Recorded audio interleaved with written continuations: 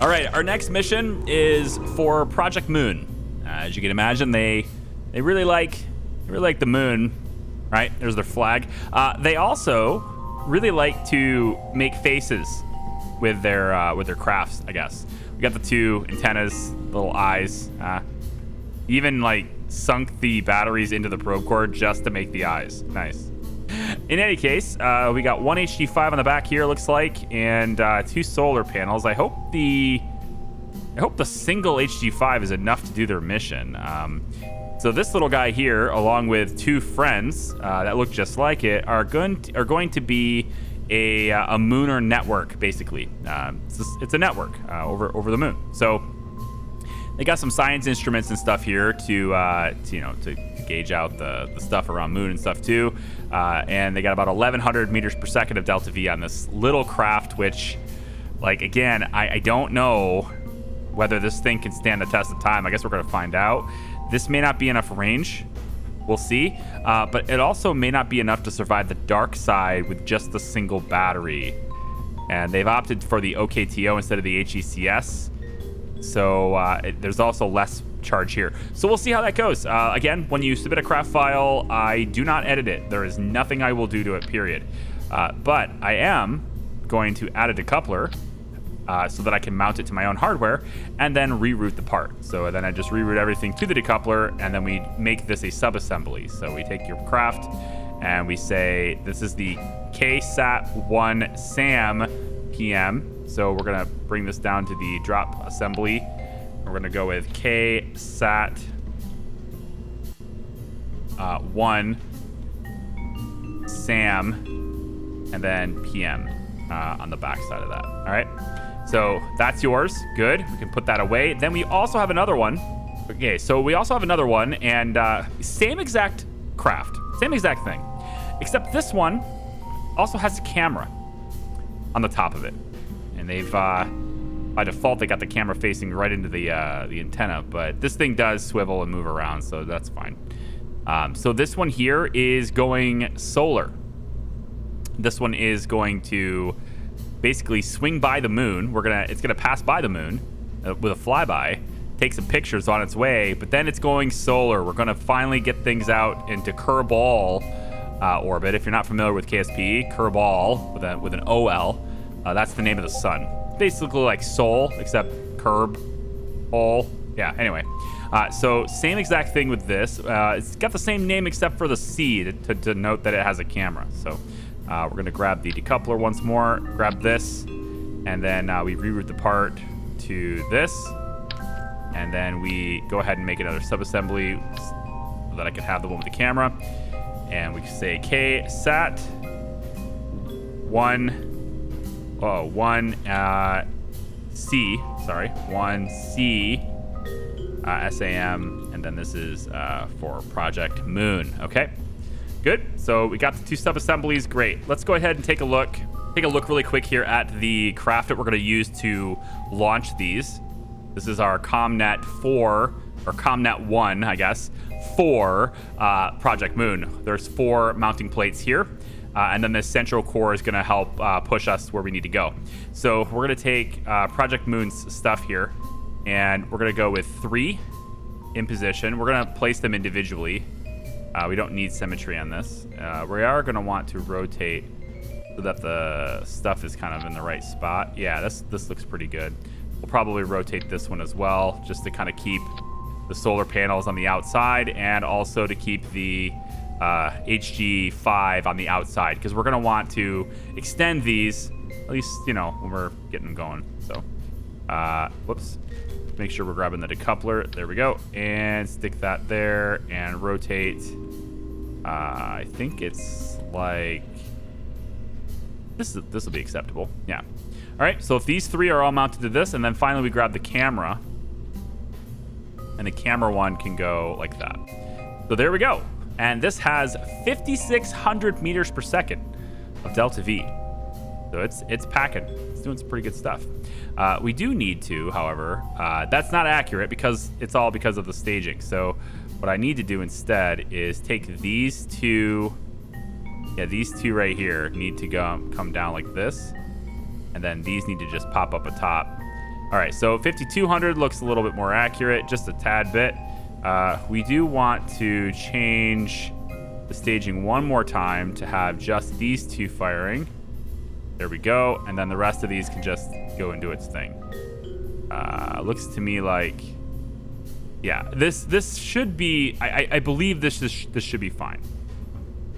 Yeah, I believe this should be fine. So we are going to go up, do the thing, 5282, and we just want to be in a, equatorial orbit here, nothing fancy. And then we take these 4 probes. This whole central core should be able to just take all the satellites to the moon. And yeah, we can start going from there. And I'm trying to figure out if I want to do anything. For my own agency's sake, do I want to have anything mounted to the central core here? I can't modify these satellites, but I can modify other things. And I'm actually a little bit tempted to get, like, I'm almost tempted to get one of the magnetometer booms and put them on my craft here. I'm really kind of tempted by that. There's another contract I could do that's related to the moon for this, but I haven't negotiated it ahead of time yet. And that has to do with an agency that wanted to go polar around the moon and get like data and stuff. But I've done missions for them already. I've done quite a bit of missions for them already. I might just go ahead and pay to have this, to put the stuff on for myself. So if I take this off, for example, a lot of fuel on this probably. The thing is, I can't guarantee that I can even get there. I think I probably will just crash the central core. Yeah, well, I can let somebody else do, because somebody else is going to pay for that magnetometer boom. If nothing else, the people who patented it will. They're going to put it up there anyway, so you can always get the data from them, I guess. But this part right here, you're going to see that it costs $3,000. That's the assembly, right? That's how much it costs to install. But this is a patented part now, and so anyone who uses this has to pay the license fee unless you have an exemption for it. So this is going to cost me an additional 10 grand. So I don't necessarily want to do that unless I know I can get it there. And I've never taken these many things to the moon before, so I'm going to pass on that. One thing I will maybe do, though, is just to get additional hard drive capacity, maybe bump that up to 2. And then I can put on, I mean, we're going to have all of these next to me. I don't need my own, right? So I could just put one of these on there. Yeah, I don't really need my own. So we'll have this, we'll extend it, and then all of these can just do its thing. And I'll probably just go ahead and crash this into the moon if possible. All right, so looks good. We don't have any, we gotta have parachutes here. Make sure that we got parachutes. We've gotten pretty good at figuring out where the parachute should go. My agency has. We've got enough experience now placing parachutes on stuff that we actually have an analysis tool that will let us know when things are gonna work and when they're not. So we're actually knowledgeable enough to know that now, which feels pretty good. So okay, we're gonna have these two things just like this. Seems good, and this is all nice. Yep, we should be able to launch with this, I think. And this gets us, again, solar as well. And I don't think there is really any I don't think there's really any way that this solar satellite right here that they've set up, I don't think there's any way we communicate with this. There's not nearly enough range on this. We've got just a single HG5. If this thing could pass by min-miss, then maybe. I'm hoping that this whole central core gets to the moon so that this thing can start its journey whenever I want it to, and then I can have it fly by min-miss instead. That would put it in range of KTC's network. So if they want to maintain control of this into solar range, or I guess out of Kerbin's sphere of influence, they are going to have to work with KTC to get permission to do that, but they at least, I think, will be able to reach it if they fly by min-miss. But without flying by min-miss, we lose control of this before it gets out for sure. There's just simply not enough range on the satellite. Okay, so all of that being done, That's not my problem, man. This is not accurate. Wait a minute. Staging's not correct here. This is decoupling, but it's not firing the engine. These two are gonna fire. Ah, you need to come down here. There we go. These, and then these. Yeah. I'm wondering, should I just... I'm curious as to whether... it's kind of dead weight, but... All right. We're gonna let this play out. I think we can do it. So let's go ahead and save this, and we'll launch it. Let's get these things to the moon.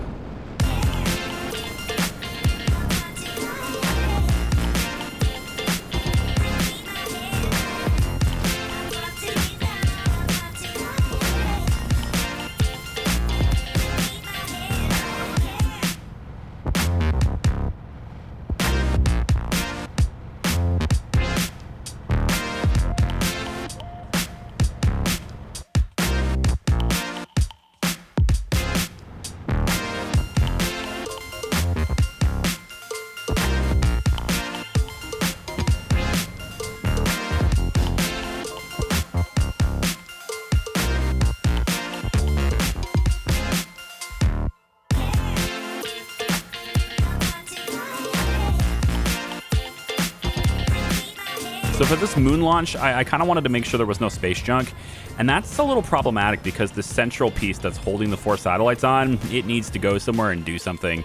I could let it just kind of whip around the moon really quick and then come back to Kerbin, but because of just the way this maneuver ended up, it looked to me like that actual gravity movement of the moon was going to fling it even further out and make it a really eccentric orbit instead.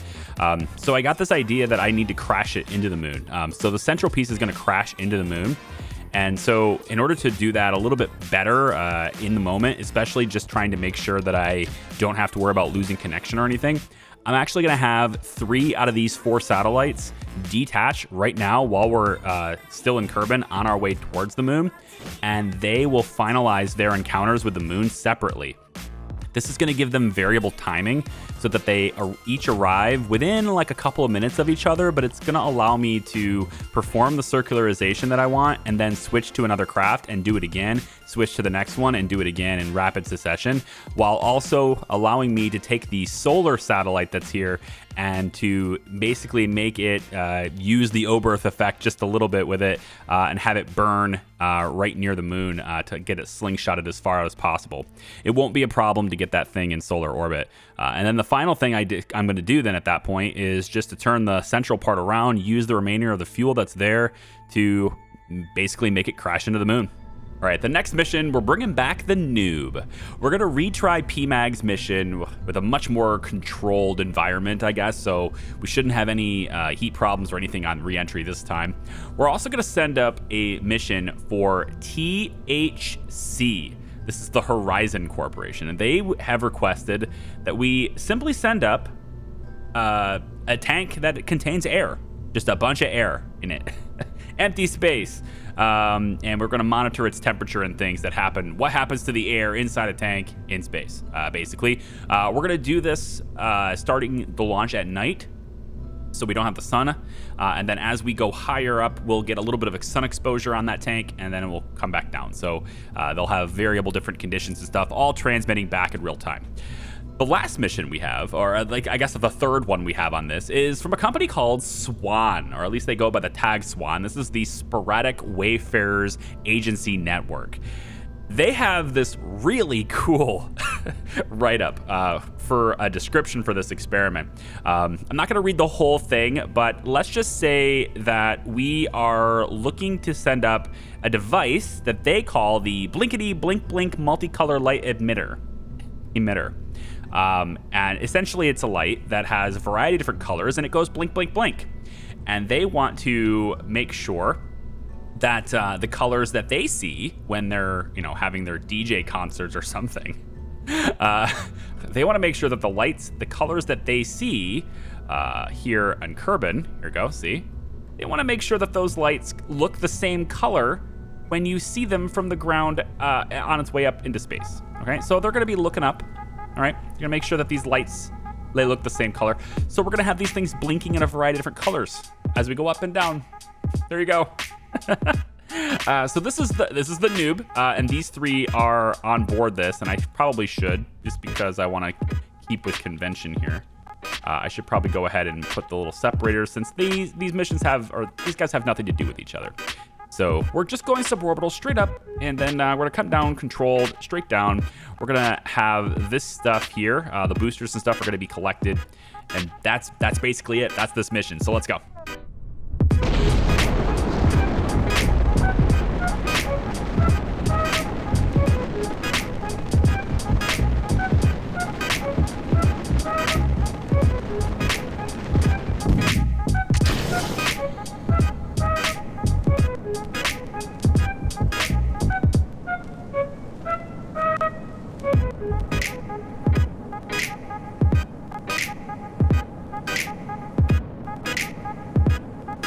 Heading on up, and we're gonna try to get this thing to maybe, I don't know, somewhere around 130 or so, 135 kilometers high.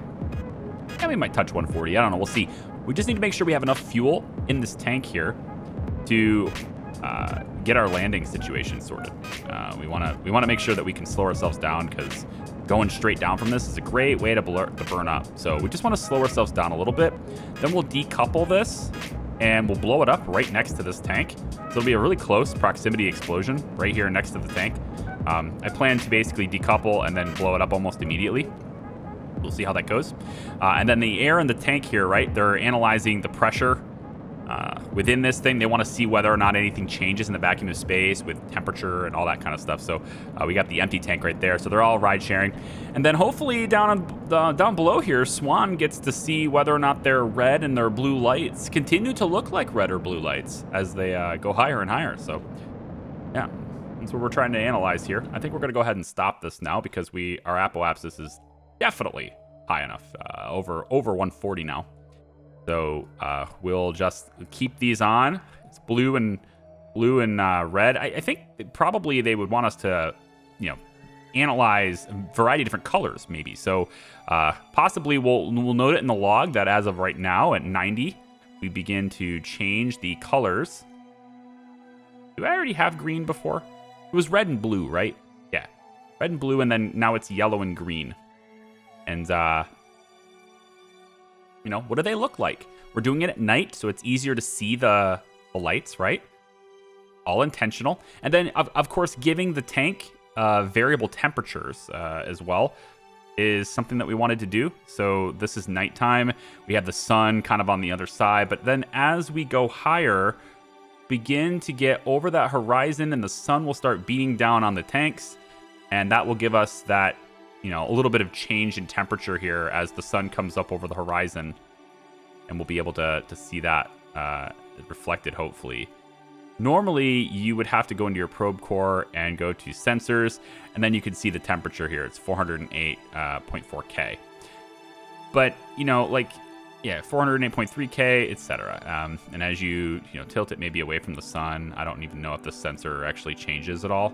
It might just be craft specific instead of having that matter as far as this little readout goes. But that's the general idea, is when you're on the night side, the planet's blocking the sun. It would be cold, and then as the sun comes in, it's just like instantly it's getting you a lot warmer at that point. So so we're up near the top now. We're going to start heading down. Maybe we'll have our lights blink just a little bit faster. I'm not entirely sure what kind of tests they want to do aside from that. So on the way down now, and we're going to want to, again, do this controlled explosion. So we're going to hit Alt F12, and we're going to bring up the object thrower in the cheats menu. And we're basically going to chuck a cube that's, I don't know, 100 tons or something. And we'll chuck it really fast, and we're going to go ahead and arm this. Now, how you fire it is with the middle mouse button. So when it's armed, you might accidentally click the middle mouse button and blow your whole craft up. So I'm going to keep it unarmed for the time being, and that way middle mouse button doesn't do anything. At least it doesn't right now. So as we head down lower, we're going to want to arm our parachute as well, just to make sure in case something happens to the antenna, we're going to still be able to do it. So we'll say about like this. That should be fine. Yep. And then I'll make sure that we have that relative. I wish I could make this the default. Seems I don't know if there's a way to do that. If anyone knows, let me know. I haven't seen a setting for it, but maybe I'm just blind. I'm just missing it. But I'd like it to be this setting by default as opposed to having to switch it every single time. All right, so we're gonna come down here. I'm thinking like, I don't know, maybe like around 100 or so we could start decelerating. It's a good chance that we get really fast, but we do have a heat shield, so I'm hoping that we just survive this. On the entry here. So I'm gonna go ahead and turn on the thruster here. Get ourselves sort of a controlled descent, right? And it would be nice to blow the thing up in space still, but I don't know if that's possible just given the time and also whether that's wise because we're gonna be constantly accelerating as we go down. But again, we have a heat shield. We should be able to take some aerodynamic stresses here. So I think this is probably good. We're at 400 or so. I mean, we're obviously going to start accelerating here, but I think we can survive this little bit here. So why don't we go ahead and decouple it? We'll arm this, and then we'll just fire. Boom. Okay. Experiment over with. Unarmed or disarm. And now we are prepared to go, and we're going to go ahead and hit deploy here. It's armed. And now it's just a matter of heading on down. We got that close proximity explosion, just as they ordered. And you can see we're accelerating pretty fast, but we have the ablator on the heat shield and everything. And I don't think this will be a problem, but you never know. You just never know. Re-entry is a gamble every time. I think we'll be okay as long as I keep the heavy end pointed down. And this tank has some fuel in it too, so it's adding some weight for us a little bit here. That this tank is obviously empty, but this should weigh, this combined with this, it should weigh more than the top side here. So I'm hoping that just exists that way. And are we really accelerating, aren't we? Whew. It's time for the aerodynamic forces to kick in and slow us down, I think. I would hope so. Well, hopefully the lights survive. Here we go, and starting to slow down now. Okay, good. About dang time. A little bit worried about that. Just for a second. Just for a little second, I was worried about it. All right, we're going to keep ourselves pointed down. And we should see, hoping anyway. Can we jettison that, please? There we go. Whew! There we go. I was going a little too fast. I just felt like I was going really fast. But jettisoning the heat shield, I think that was probably something I needed to do. All right. So there we go. Parachutes deployed. We should have everything we need for the blinky people, or what's it called again? The blinkety blink multicolor light emitter. Multicore light emitter. That's what it is. This is the Mark I version of it, which I don't allow the very basics of introductory parts to be patented, especially lights. It makes no sense that lights would not be invented yet on Kerbin. But any more advanced version of this, the Mark I and Mark II were both unlocked at the same time. And the reason why I did that was because if one of these lights is patented and cost extra, there is no reason why someone wouldn't choose the other more squarish design. It's the same price. So both of those are just unlocked. Nobody can patent those. But future lights and things, different shapes of lights, those types of things, absolutely can try it. Absolutely. If you've got a case to be made as to why you have proprietary knowledge on inventing the blinkety blink multi-core light emitter, you go right ahead and try it. All right, so I'm hoping, since we are landing on a hill here, this is really bad. I'm hoping that the reaction wheel here will help us. Reaction wheel help us. Good. And we want to be firm just so I can prove it. So, yep, we're firm here. We're good. Everything's fine. You can say that we sunk into the soil a little bit. I think that's nice. Let's recover.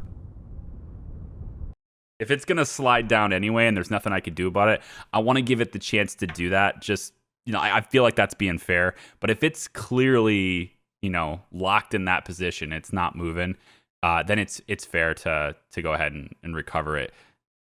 Kerbals can walk up the mountainside and go get it. It's not moving. So, all right. So we did that mission. It was a fairly cheap mission to do, and combined for all RPOs for that mission, I was paid some money. So let's go ahead and do that right here. And we're just going to go 1, 2, 3, 4, 5, and then 1, 2, 3, 4, 5, 6, 7, 8, 9, 10. Okay, good. Okay, and then PMAG's mission, since it's successful, I should probably credit myself for that too. I forget what I was paid for that though. I'm gonna have to go back and look. That I had 2 tries at this thing.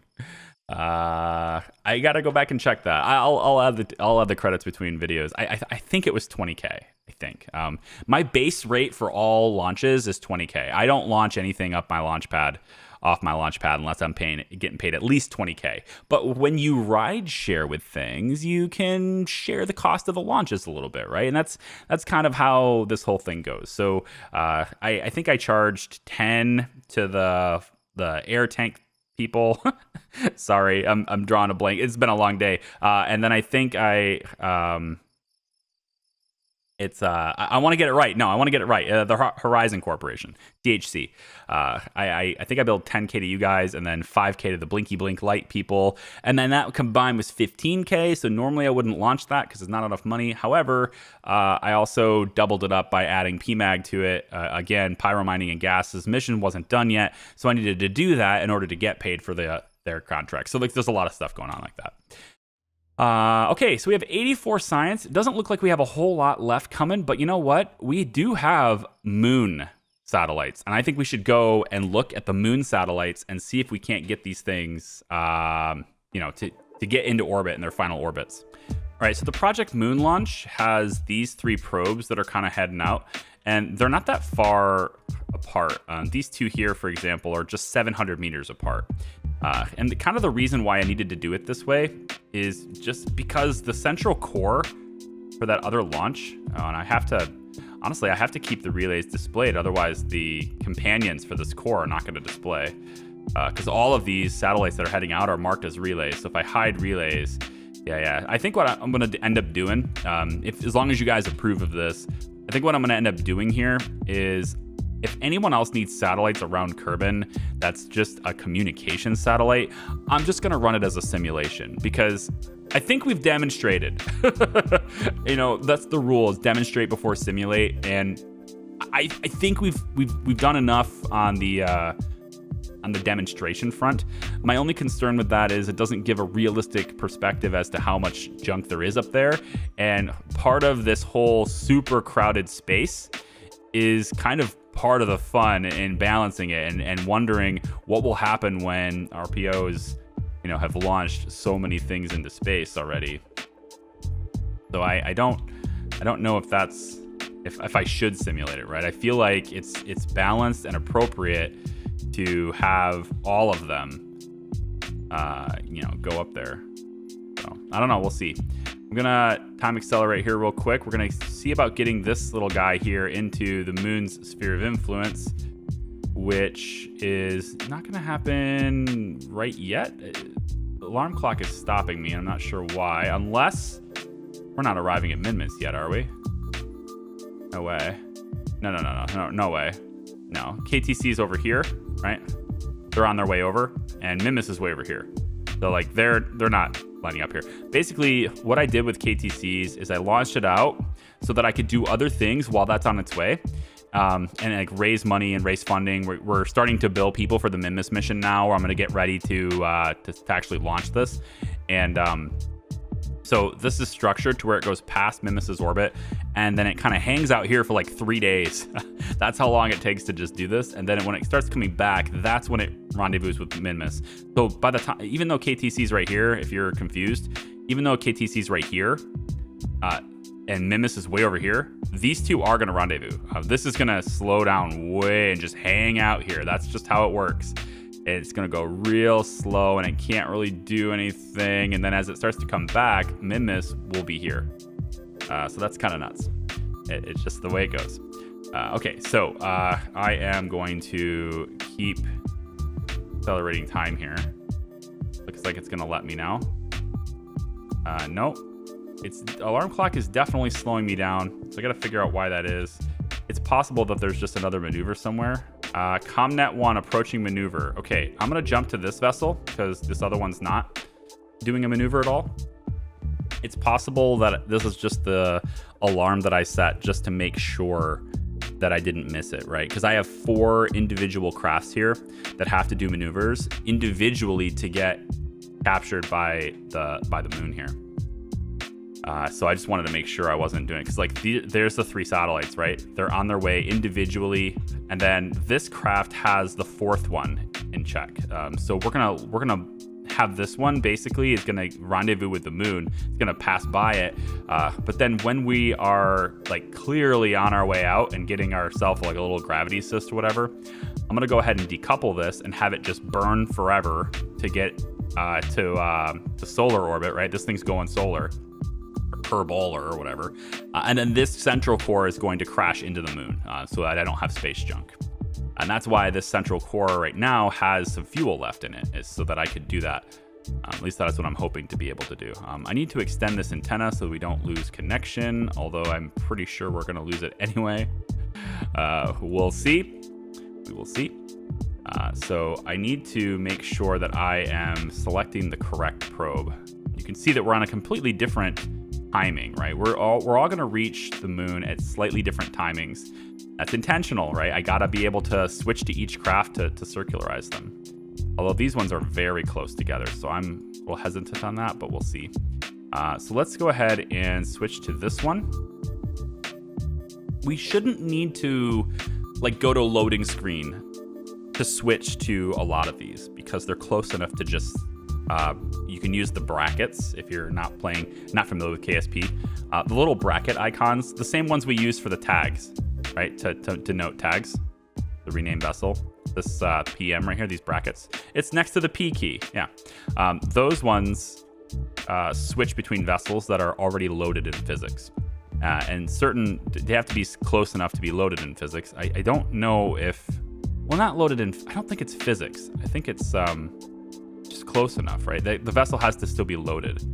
So like this one is 71 kilometers away. That's not loaded, but this one is 6 kilometers away, and this one's 22 kilometers away.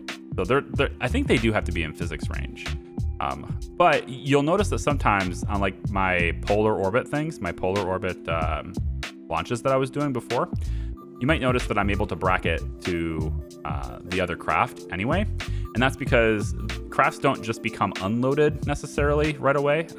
So like if you get far enough away, they'll totally unload. But if you do it quickly, you can, the craft isn't unloaded yet, so you can still switch to it. All right, I think we're in the moon's sphere of influence now. Well, getting close. Getting very close. Okay, let's time accelerate to where we are. See the dark side of the moon here. And then our satellite's just kind of doing its thing. Maybe our satellite can act as a pseudo relay for these guys too, you know? All right, so we should all be kind of getting in range here pretty quick. Yep, all my alarms are gonna go off at the same time here. All right, so we are in the moon sphere of influence, as is this one. So like right behind us, basically both of these are getting in the moon sphere of influence at the same time. All right, so the hard part's done. Those 3 satellites are now in firm orbit around moon. I could take my time with those, let them space themselves out, and try to align them using their own propulsion. None of them are very balanced. They're very squirrely when you go ahead and burn them, but it's still possible to do. So likely going to have the same balancing issues with our solar satellite, but that's what we want to use now. So what we're going to do here, and I'm thinking I don't really need to circularize this, because if we allow this orbit, yeah, because this craft here is going to have to. Okay, I think I got what we're going to do here. So what we're going to do is we're going to go ahead and quick save this in case I screw something up here, like really badly, Kraken wise. Go ahead and do this. All right, that's going to shoot our solar satellite forward. Okay. And then what the solar satellite's going to do is, we can go ahead and extend this if we want to. We're going to take and get the temperature data, telemetry, all that stuff, right? We're going to want to get all this stuff running. And what we're going to do instead is we are just going to go and burn prograde and just get ourselves out of here. So we're just going to take and... Yep, off we go. And this is burning ourselves prograde. And we're going to get ourselves... basically, yeah, to whip ourselves around the moon and gravity assist this, and we are gone. We are gone. So we're heading out. We're heading way out. Not completely out. It doesn't look like anyway. Gotta figure out the orientation here really quick. There we go. Yep, and keep going. It's just so unbalanced. It's really hard to control it, but I'm pretty sure that's solar. Yeah, that's definitely solar. So we're leaving. We're leaving the Kerbal Space now, okay? Now, this is going to be very difficult to do with this craft because we don't have connection with it. Like, this HG5 is not powerful enough to maintain connection long enough to do this. It just isn't. So I don't think we're going to get a whole lot of data with this because we won't be able to communicate with it. But it is something that we have. It's something they wanted to do. So here it is. We're going to rename this vessel to, let's go with the KSAT-1 Kerbal 1, I suppose. I don't know, something like that, maybe, just to differentiate it. Go ahead and accept that, and that's gonna do it. And then that's gonna leave now. Okay. So the last thing to do now that that's leaving is, and I think it's leaving. Yeah, it's pretty much. It's definitely leaving. Yeah. I was hoping it would go past Minmus, but Moon is on the complete opposite side of Minmus, so that's not. There's no chance of that at all. It's absolutely just gonna keep going at this point. I mean, I guess there's a faint chance that this somehow gets its way over here and gets a connection with it over here somehow, but I really doubt it. In any case, we're gonna go ahead and switch now to this craft. The first thing I'm gonna do is circularize. All I need to do to circularize this is flip it around, face it retrograde like everything else did, and we're gonna spend about 100 or so, maybe 200 or so. Right on periaps here, we're just going to spend this to, there we go. And we're going to get ourselves just barely circularized, okay? I want to be as far out as possible here. Boom, okay. So now what we're going to do is we're going to make a new maneuver at the apoapsis right over here. And we're going to burn retrograde there, which is going to bring periaps down to the surface. And that's going to cause us to crash. All right. It's not going to take us very much effort at all to do that. So we're just going to angle it this direction. There we go. And I don't think we could get...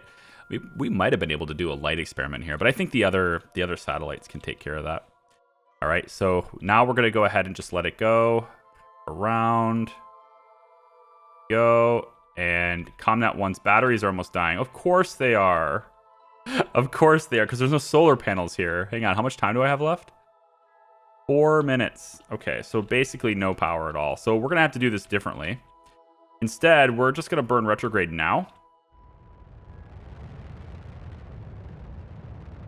And because I really want to deorbit this. So we'll just burn retrograde now. It's not ideal, it's not optimal, but I think it'll still do the job. There we go. And we are now firmly crashing into the moon. Yes, absolutely going to crash into the moon now. So regardless of what happens to the battery on this thing, it is going to crash and burn, explode, whatever you want to call it. And we won't have to deal with it anymore, all right? So there we go. It's all completely taken care of. No space junk, all right? Now, again, I don't know what's going to happen to KSAT-1 Kerbal. I imagine we're going to lose connection with this thing very quickly. Probably around, like, right around Minmus area, because these dishes are not going to be able to reach here. They just don't have enough HG5s on them to do that. So the range is very limited on the KSATs. But hopefully we can get something. we get some sort of readings on this. I will, over the next little while here, I will work on circularizing these KSATs here. We'll probably circularize them maybe around 800 to 900 kilometers above the surface of the moon. That's a pretty wide out orbit. We could maybe even get away with like 1 million, but then I run into that problem where the Commutitron 16 on the surface can't reach the relay. So I do need to be somewhat closer for the KSATs to actually work and be effective with Commutitron 16s on the ground. So we'll probably, I think 800 is probably pretty good. 700 maybe even. Moon has a significantly smaller celestial body, so we'll be able to triangulate this or do the triangle network by being closer to it than we would have otherwise. So in any case, those are the missions. We've done them. I hope you guys are enjoying this. I'm pretty sure I split this into 2 videos. I thought we were going to do it into 1, but there's just a lot of missions. So in the next video, we'll probably get KTC's network done. You can see they're getting out there. So we'll probably get KTC's done. I'm thinking of doing less missions per video, but then more videos, because this one here, as some of you maybe have noticed, it takes a very long time to get these videos out to you, just because KSP is one of those games where it takes a long time to do things, right? It's just a game where it takes a long time to get anything done. So because of that, why am I... Alarm clock. Approaching new sphere of influence. That's fine. I want to see this thing crash. There it goes. It's going to crash now. Absolutely. It's going to crash on the dark side, but it's still going to happen. There. Minimum ambient lighting, right? There you go. Oh, we're going to get one last look at it before it destroys itself. There we go. Impact in 90 seconds. So yeah, I'm thinking about doing that. I'm thinking about having less missions per video, but allowing me to get more videos out to you, because having all of this stuff done in a single video, it creates a long time between videos, but then it's kind of not really all that great in terms of like your stock market interactions, like your role play interactions, right? You're having to wait until everybody has a whole bunch of stuff done before you get to see any changes in the role play elements that are outside the videos. Those of you who are playing the game, there's a lot going on behind the scenes. There's so many messages and things, and people working on deals and trying to role play certain situations that have nothing to do with my industry or has nothing to do with me as a rocket company, right? So I want you guys to be able to do those things and to see results reflected more often. So as a result of that, we'll probably have less missions per video and get more videos out to you. I think that's probably just going to be a healthier way of going about it. So in any case, that's going to do it for me today, guys. Thank you very much for watching. I do very much appreciate it. Please like the video if you like it. Subscribe if you haven't already, and consider joining our Discord. It's a lot of fun. We'll see you next time. Bye-bye. Well, that was incredibly anticlimactic. I was like, dude, we're going to time this with an explosion. Nah, didn't happen.